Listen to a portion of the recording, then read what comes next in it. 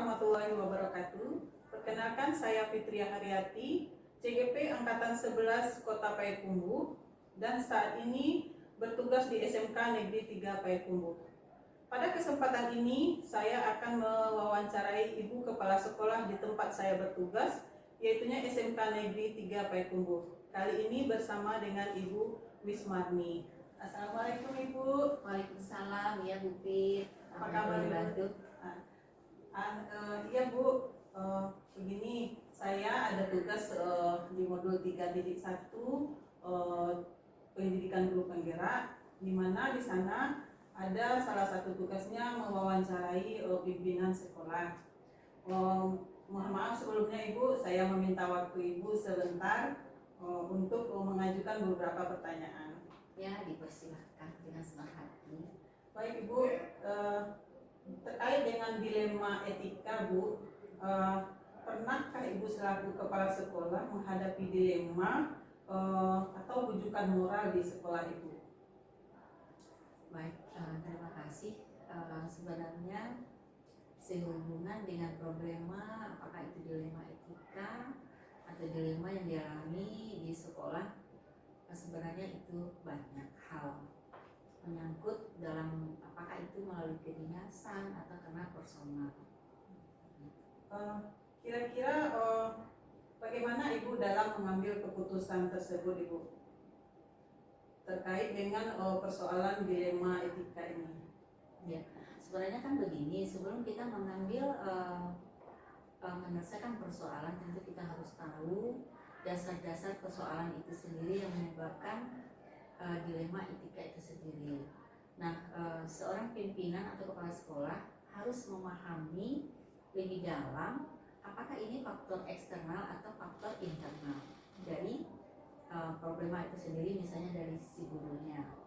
Nah, dari hal itu kita menganalisa persoalan-persoalan, sehingga dari analisa nanti kita bisa menemukan akar masalahnya, kemudian baru kita cari titik temu untuk menyelesaikan masalah dilema etika itu sendiri. Baik Ibu, berarti di dalam pengambilan keputusan mengenai dilema etika ini Bu, kira-kira ada langkah-langkah apa yang Ibu ambil untuk mengambil keputusan ini? Iya, yang pertama tentu kita mungkin melakukan analisa dulu, kemudian kita lanjutkan dengan adanya tindak lanjut. Tindak lanjut itu seperti apa? Bisa mungkin melakukan pemanggilan secara personal kepada guru, kemudian kita akan nanti memberikan pendekatan-pendekatan persuasif. Kita cari solusi-solusi yang artinya di sini kita tidak memberikan hukuman, tapi bagaimana kita memberikan motivasi dan semangat kepada guru yang sedang mengalami persoalan-persoalan, apalagi yang terjadi itu nanti muatannya adalah peserta didik. Baik Ibu, berarti ada analisa terlebih dahulu langkah-langkahnya ya Bu ya. Ada tindak lanjut, kemudian memberikan pendekatan dan solusi yang baik dalam pengambilan keputusan. Kira-kira Bu, apa saja hal-hal yang Ibu anggap efektif dalam pengambilan keputusan dalam kasus-kasus dilema etika ini?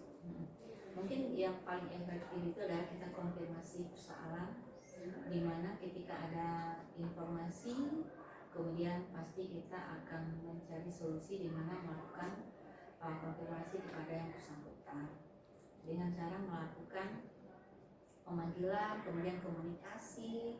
Nah, apakah persoalan ini benar apa tidak? Kemudian kita menggali lebih jauh persoalan itu disebabkan karena faktor eksternal. Eksternal itu tentu lingkungan belajarnya atau di dalam dirinya sendiri. Nah, dari hal itu tentu kita akan menemukan masalah-masalah, persoalan-persoalan yang jelas.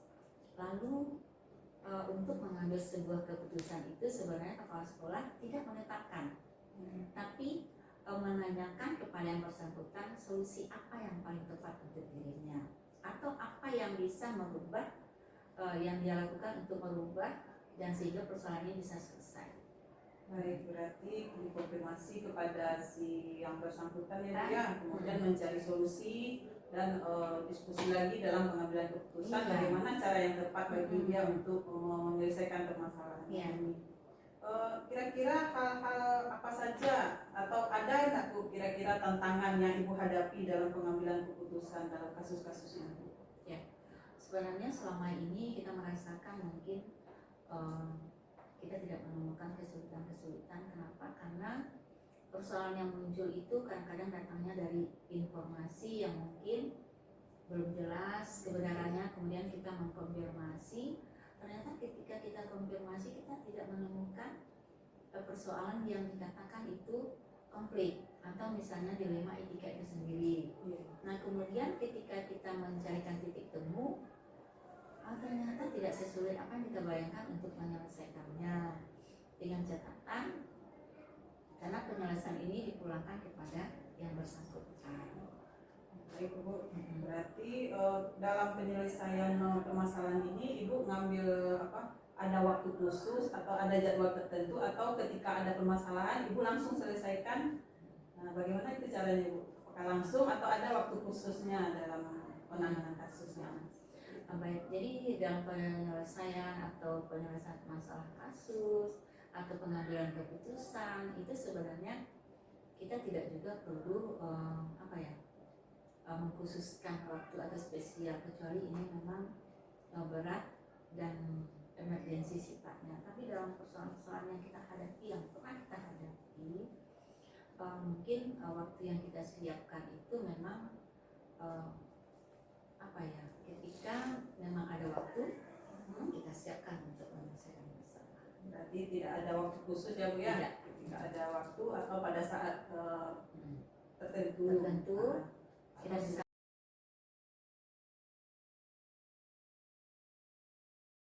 Baik Ibu, terkait dengan kasus-kasus yang ada di sekolah pada saat sekarang ini, sebagai kepala sekolah di sekolah yang Ibu pimpin, apakah Ibu pernah menemukan kasus-kasus dilema etika atau rujukan moral? Iya. Baik Bu Pit, kalau di sekolah Ibu ini di SD 59 ini tentu kalau untuk mengambil satu keputusan yang membuat Ibu dilema itu pasti ada. Banyak sekali gitu Bu Pit. Banyak sekali. Salah satu contoh kemarin ini guru Ibu suaminya sakit. Kemudian suami ini mau dirawat ke Jamil. Kemudian dia minta izin sama ibu, gitu kan? Nah, minta izin itu yang membuat ibu dilema.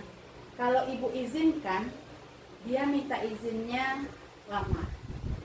Waktunya belum tentu sampai kapan sembuh suami beliau ini. Akan tetapi kalau tidak ibu izinkan, terus suaminya siapa nanti yang merawatnya di rumah sakit? Nah, itulah yang membuat dilema bagi ibu untuk mengambil satu keputusan ini begitu. Berarti kasusnya tentang guru Ibu yang Iya, suaminya betul. sakit dan Iya. harus dirawat ya Bu Iya, ya. Di satu sisi kita harus izinkan, di sisi lain bagaimana siswa yang dipindahkan di sekolah. Seperti itu Bu Iya, Pit. iya. Itu yang membuat ibu dilema Oh, itu. iya, itu ya, Bu, ya. Iya. Baik Bu, bagaimana cara Ibu mengambil keputusan di sekolah, terutama untuk kasus-kasus di mana ada dua kepentingan yang sama yang mengandung nilai kebajikan. Oh iya, yang tadi seperti yang ibu ceritakan tadi itu kan, yang Iya. satu benar, yang satunya lagi benar gitu kan. Nah, jadi kalau ibu izinkan beliau ini, ibu menyalahi aturan karena beliau itu punya tanggung jawab di sekolah. Kalau tidak ibu izinkan, beliau ini punya tanggung jawab juga sebagai istri kepada suaminya. Jadi kalau ibu pikir, ibu ada 9 langkah dalam pengambilan keputusan ini, baru ibu putuskan seperti itu. Baik Bu, berarti ibarat makan buah si malakama Betul. diizinkan Iya, gimana, tidak diizinkan bagaimana. iya betul. Kira-kira Ibu apa-apa saja itu langkah-langkah atau prosedur yang Ibu ambil untuk menghadapi Supaya kasus keputusan ini nanti clear gitu ya Bu Pit, ya betul. Jadi dengan 9 langkah yang ibu lakukan itu, yang pertama ibu dulu mengenal nilai-nilai apa yang terkandung terhadap permasalahan guru ibu ini. Jadi ibu lihat dulu nilai-nilainya yang pertama sekali dulu kan. Jadi setelah ibu telusuri, ternyata tentu nilai kebajikan ya Bu Pit. Baktinya kepada suaminya gitu kan. Jadi ibu ambil nilai yang terkandung di situ dulu. Kemudian yang kedua, Ibu akan melibatkan rekan-rekan sejawat Ibu. Jadi kalau Ibu izinkan, tentu yang berperan di sekolah ini tentu ada. Siapa yang akan menggantikannya nanti. Jadi Ibu ambil aja kesimpulan, nanti teman-teman Ibu yang ada jam berainya di sekolah dasar ini kan tidak sama dengan SMK ya Bu Fit. Nah, di sini kan walasnya 1, kemudian guru bidang studinya hanya 2, yaitu guru PJOK dan guru PAI gitu kan. Jadi kalau guru PAI-nya nanti perai, dialah yang akan masuk ke kelas 1. Itu yang Ibu libatkan seperti itu. Kemudian yang ketiga nanti Ibu kumpulkan fakta yang relevan dulu. Faktanya tentu Ibu minta dulu surat keterangan dokternya gitu kan. Kapan dia akan cek di sana gitu. Jadi Ibu kumpulkanlah beberapa yang berkaitan dengan yang dibutuhkan oleh rumah sakit seperti itu agar Ibu bisa nanti menyampaikan ke dinas pendidikan seperti ini beliau. Kemudian yang keempat, Ibu akan melihat benar salahnya atau melakukan pengujian dulu Bu. Benar tidak? Nah, jadi kalau benar berarti kan sesuai fakta beliau ini. Kemudian Ibu lakukan uji legal dulu. Uji legal yang Ibu lakukan.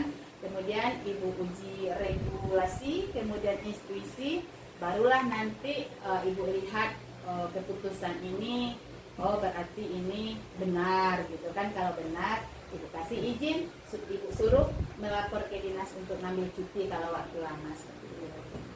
Berarti ada 9 langkah yang diambil ya Bu ya? Iya, betul. Kira-kira Bu, dari 9 langkah ini, apa saja yang paling efektif dalam pengambilan keputusan ini? Ya, baik Bu Pit, kalau untuk dari 9 langkah ini yang paling Ibu sukai yaitu dalam mengumpulkan fakta-fakta yang relevan ini yang paling bagusnya gitu kan.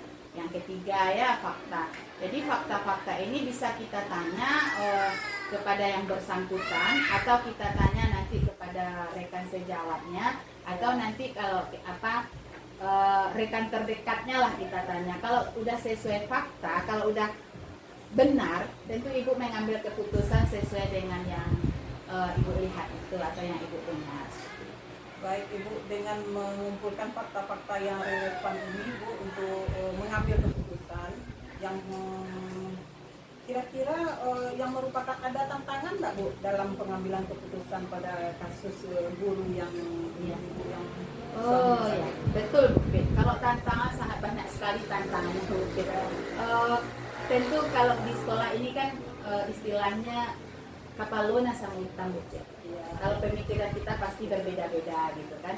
Jadi setelah nanti Ibu mengambil keputusan, tantangan yang Ibu hadapi, nanti banyak rekan-rekan guru Ibu yang cemburu sosial. Nah, cemburu sosialnya, Bu, kok sering kasih izin, Bu, kok sering ini, ada itu pasti itu Bu Fit gitu. Jadi dengan kecemburuan sosial itu, Ibu kasihlah satu pandangan. Sekarang di teman kita seperti ini, besok mana tahu kita lagi ya. Jadi Ibu kasih pandangan terus, akhirnya mereka itu sampai sekarang maklum gitu kalau teman satu minta izin, yang lainnya yang menggantikan. Baik Ibu, berarti kita harus diskusi dan beri pengertian sama temannya Bu ya. Berikutnya Bu, kira-kira dalam penyelesaian kasus ini Bu, Ibu ada jadwal tertentu untuk menyelesaikannya?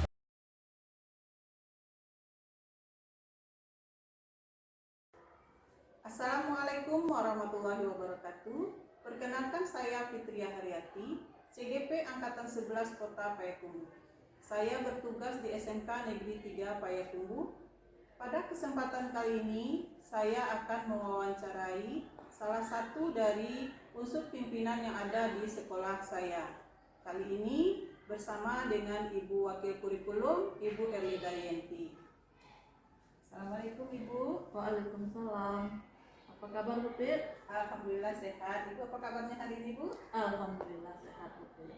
Baik Ibu, pada kesempatan kali ini saya mau meminta waktu Ibu sedikit untuk mewawancarai Ibu terkait dengan dilema etika yang sering atau kasus-kasus yang sedang berkembang pada saat sekarang ini Bu. Kira-kira bagaimana cara Ibu menangani kasus-kasus yang merupakan dilema etika atau rujukan moral Bu? Baik Bu Pit, namanya sekolah kita ini dengan jumlah yang besar ya, termasuk jumlah yang besar. Siswa itu lebih kurang 1.700-an dengan tenaga pendidiknya itu sekitar 150 orang. Tentu setiap hari itu kita tidak lepas dari masalah-masalah. Jadi kalau pertanyaannya bagaimana saya memilah apakah ini rujukan moral atau dilema etika, itu kita akan mengidentifikasi titik masalahnya. Mungkin lebih fokus Bu Pit, saya di sini akan memberikan nanti salah satu contoh sama Bu Pit dilema etika yang terjadi di sekolah. Ya Bu Pit ya. Salah satu contohnya adalah kemarin-kemarin ini kita dari tim P5 itu sudah menyusun semua jadwal, sudah membuat modul dan segala persiapan untuk melaksanakan P5. Karena ini setelah itu awal itu sudah diajukan dengan pimpinan ya Bu Pit, dengan pimpinan kita, ternyata kita di situ bentrok dengan dana.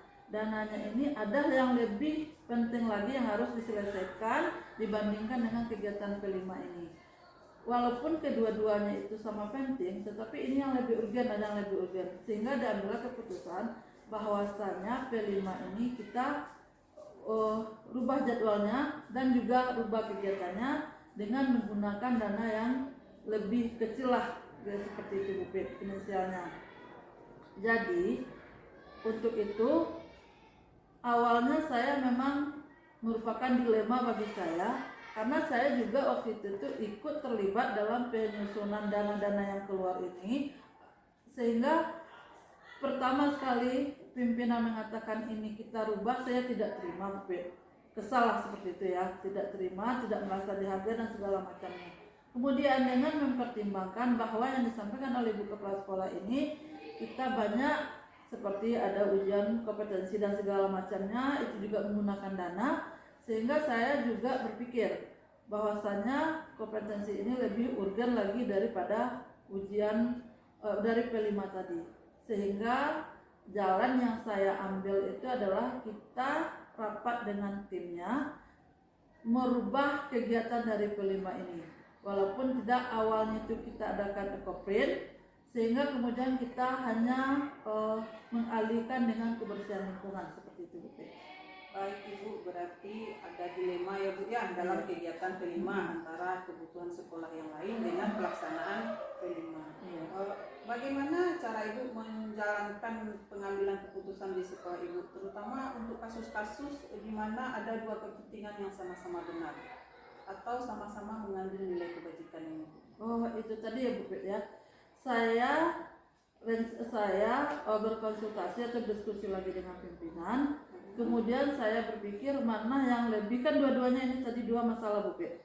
Yang satu dananya digunakan juga untuk ujian kompetensi. Yang satu lagi itu dananya untuk P5. Dua-duanya kita perlu dana. Tetapi mana yang lebih memihak ke muridnya, yang lebih memihak ke murid, yang lebih menguntungkan ke murid. Saya ambillah ketika itu, kita laksanakan dua-duanya. Cuman kalau untuk kompetensi itu wajib untuk setiap sekolah kan, wajib untuk setiap sekolah. Setiap siswa yang tamat itu harus mengikuti kompetensi. Berarti dan untuk P5 juga ada di kurikulum, tapi P5 ini bisa kita alihkan dengan kegiatan lain-lain, dengan tema yang lain. Jadi itulah langkah-langkah yang saya ambil dengan mengalihkan tema P5 tadi. Mengalihkan tema di antara dua dilema ya Bu, antara uji kompetensi atau kegiatan P5. Tema yang awalnya ekoprint dialihkan menjadi kebersihan lingkungan. Baik Bu, untuk hal-hal apa saja yang selama ini Ibu anggap efektif dalam pengambilan keputusan pada kasus-kasus dilema ini? Yang pertama sekali itu adalah saling komunikasi di dalam tim, saling menghargai, dan juga tidak lupa ya Bu, yang sangat penting itu kita selalu berdiskusi supaya tidak terjadi miskomunikasi. Kira-kira Ibu ada tantangan enggak yang Ibu alami dalam pengambilan keputusan ini? Sebetulnya ada tantangan Bu. Kalau tantangan, setiap kita melakukan sesuatu pasti ada tantangannya. Apa tantangannya? Seperti yang saya sampaikan di awal tadi, bahwa ketika P5 itu kita sudah persiapkan semuanya, lengkap dengan jadwal, sudah hubungi narasumbernya, ternyata dialihkan, tentu itu tantangan bagi saya. Sehingga bagaimana saya untuk menghadapi tim-tim saya menyampaikan ini ke tim saya bahwa ini tidak jadi. Berarti kan mereka nanti itu ada rasa kecewa dan segala macamnya. Tapi dengan adanya diskusi, dengan adanya komunikasi yang baik, sehingga ini bisa kita selesaikan. Ibu, berarti komunikasi antara tim ya Bu ya. Ya. Kira-kira Ibu ada waktu khusus tidak Ibu untuk menyelesaikan kasus ini dengan tim itu? Misalnya Ibu sediakan ayo kita rapat dulu, Iya, selalu Bu Pet. atau langsung mengambil keputusan di saat itu. Oh tidak Bu Pet. Setelah kita punya dilema, kemudian kita pikirkan dulu, kemudian kita jadwalkan, memang kita undang tim ini untuk menyelesaikan masalah ini, untuk menyampaikan kasus-kasus yang kita alami, dan sama